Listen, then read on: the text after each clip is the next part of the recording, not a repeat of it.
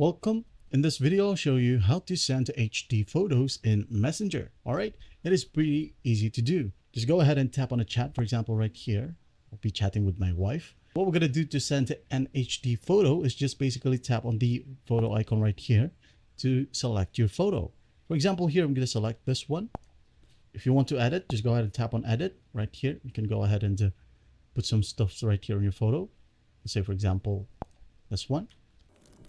Hit on done right here. After that, as you can see here, there's an option here called quality. Tap on it. When you see a circular white background on the HD quality, that means the HD quality is turned on. All right, you can just go ahead and tap on send. There's another option to send HD quality photos. For example, this one right here. So what we're going to do is just tap on the photo and tap on HD right here at the top right. All right, once done, hit on send. And as you can see here, when we go to our photos right here that we just sent, there will be an HD icon on the top right of the photo. And when we tap on the photo, all right, as you can see here, the person will receive the HD version of the photo itself. That's basically it.